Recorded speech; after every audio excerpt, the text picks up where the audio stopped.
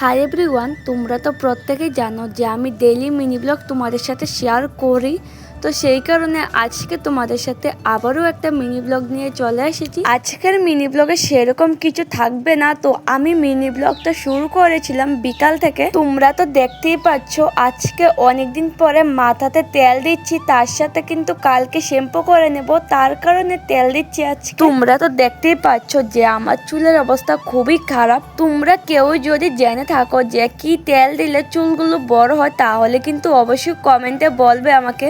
আমি প্রত্যেক দিন চুলগুলো বেনি করি না রাতের বেলা, তো আজকে তেল দেওয়ার কারণে আমি চুলগুলো বেনি করে নিচ্ছি। এখানে আমার বেনি করা কমপ্লিট, আর দেখো এখানে আমি সুকেসের উপরে জায়গাটা সুন্দর করে গুছিয়ে নিচ্ছি। তোমরা তো একটা মিনি ব্লগে দেখেছিলে যে আমি স্টেশনারি গুলো সুন্দর করে গুছিয়ে নেব, তো দেখো এখানে কিন্তু আমি গুছিয়ে নিয়েছিলাম, সেগুলো আর তোমাদের সাথে শেয়ার করা হয়নি। তো আজকে যেহেতু মিনি ব্লগটা শুরু করেছিলাম সুকেসের কাছে যাওয়ার পর, তো সেই কারণে মনে করলাম তোমাদের সাথে একটু শেয়ার করি। আমি 35 ডে চ্যালেঞ্জ নিয়েছি, কিন্তু এখন কি ভিডিও তোমাদের সাথে শেয়ার করব একদমই বুঝতে পারছি না। আর যেহেতু আমি এখন প্রত্যেক দিনই থাকি বাড়িতে, তো সেরকম কোনো কিছু ভিডিও করতে পারি না আমি। তাছাড়া এখন তো দেখতেই পারছো তোমরা অনেক বৃষ্টি, তো সেই কারণে কিন্তু আরো ভিডিও করতে সমস্যা হয় আমার। এখানে ঘরের কাজগুলো কমপ্লিট করার পর এখানে আমি ঘর বারান্দা সুন্দর করে ঝাড়ু দিয়ে নিচ্ছিলাম। আমি সারাদিন ঘরে বসে থাকলেও সন্ধ্যার সময় কিন্তু কিছুটা কাজ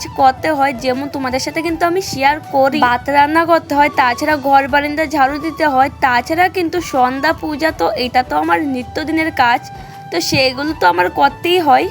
আমার মা কিন্তু ছোটবেলা থেকে কাজ করে, তো সেই কারণে মাকে কখনো আমি দিনের বেলা পাই না, তো সেই কারণে আমি অনেকগুলো কাজ একা একা করতে হয়। আমি পড়াশোনা করি, কলেজ যাই, কিন্তু সত্যি কথা বলতে একদমই না আমার পড়াশোনার মধ্যে মনোযোগ বসে না, এটা সত্যি কথা। আমি জানি যে আমার পড়াশোনা দিয়ে কখনোই কিছু হবে না, তো আমি অন্য কিছু করার চেষ্টা করছি। তো সেই কারণে কিন্তু আমার পড়াশোনা বন্ধ করলে একদমই হবে না। এখন যদি আমি পড়াশোনা বন্ধ করে অন্য কিছু করার উপর ফোকাস করি তাহলে অনেকেই অনেক কথা বলবে আমার মাকে, সেটা তো তোমরা অনেকেই জানো। তো সেই কারণে কিন্তু আমি পড়াশোনাটা চালিয়ে নিচ্ছি। এখানে দেখো প্রচুর পরিমাণে কিন্তু ঝড় বৃষ্টি হচ্ছে, আর এই বৃষ্টির মধ্যে আমি বানাচ্ছি তেলাকচি পাতার বড়া, এগুলো আমি বানিয়েছি। তো আজকের মিনি ব্লগ এখানে শেষ করব। তোমাদের কেমন লেগেছে অবশ্যই কিন্তু কমেন্টে জানাবে। সবাই ভালো থেকো, নতুন ভিডিওতে আবারও দেখা হচ্ছে তোমাদের সাথে।